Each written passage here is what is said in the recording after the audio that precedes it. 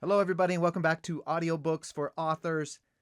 In the last video, we walked through Audacity. There was a lot there. It was a long video, but hopefully that was helpful. One of the things I talked about in that video was all these free plugins and free effects. But I didn't walk through how to actually install them in Audacity so that you can use them. So let's do that. We'll show you how to install those plugins and also how to install the macro that I showed you, the easy way. So if you haven't watched that video, you don't know what I'm talking about, that's okay. You can find out here how to install those plugins and then go back and watch the second video in this series to go over how to record and edit your audiobook in Audacity. Before we get started, just click that subscribe button now so that it's done and out of the way. I really appreciate it. Also, if you'd like to support me in these videos that I'm producing, you can go to the link below in the description. And I don't like when people just ask for money. I want some sort of value for you. I want you to be able to get something that you like out of it that helps both of us. So there's funny t-shirts, stickers, merch and stuff that you can get about supporting indie authors and some author humor. So check that out there. All right, let's dive into installing plugins and effects in Audacity. All right, so here I'm at the Klinghelm website, and this is where the DC1A is one of those plugins that I use. So the link was in that video below. I'll put it in this one as well.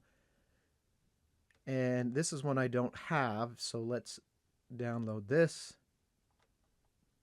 Windows installer.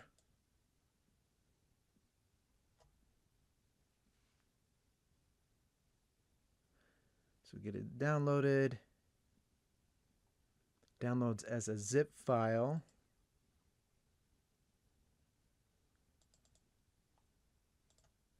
Extract everything.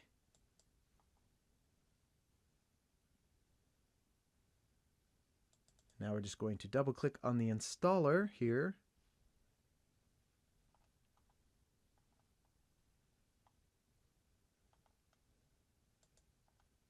Apparently Microsoft Defender didn't like this file, so let's try it.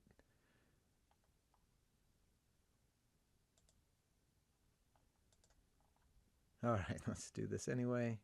I trust this source. Going through the installation process here. Let's bring it over. I accept the agreement.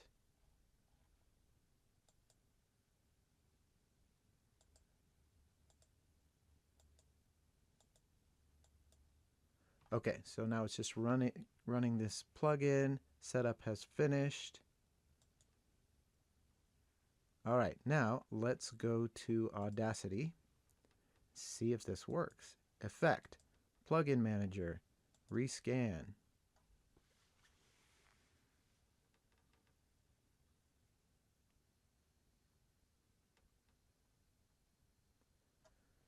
So basically this is going through all your files, the Audacity folder plus any program files where plugins would be located, where it was just installed. So there's that DC1A that I installed before. Okay, so here it is, this IVGI2, and it's enabled. So if we record some audio here, I'm recording basically what I'm just recording my voice right now. Stop. Select all. Effect. Klinghelm IVGI2. And there it is.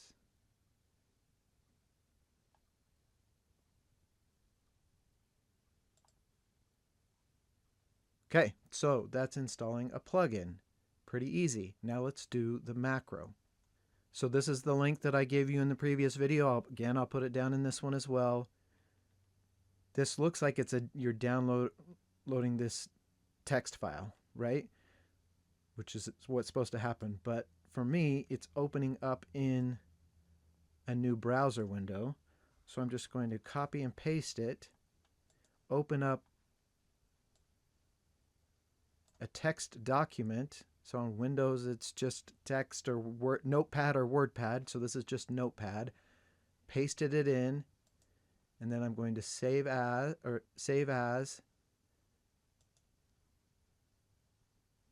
audiobook mastering macro. Save it somewhere where you're not going to delete it. So you can go and find your Audacity folder, or you could create an Audacity folder in your documents. Just save it somewhere like that so that you can point to it. And then we go back to Audacity. Okay, so I am going to Tools, Macro Manager. Now I've already installed this one, but that's okay. It'll just install on top of it. So I want to import a new macro. Find out where you saved it. Again, save it somewhere where you're not going to delete it. Don't keep it in your downloads folder like I just did for the purpose of this. Would you like to replace it? Yes. It won't ask you this question if you're installing it for the first time. Okay, so it is installed.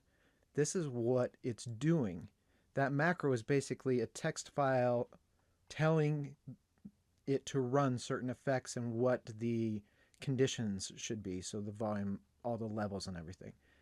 So it's telling it to run the curve EQ effect, the normalization effect, the limiter, and then end tells it it's done.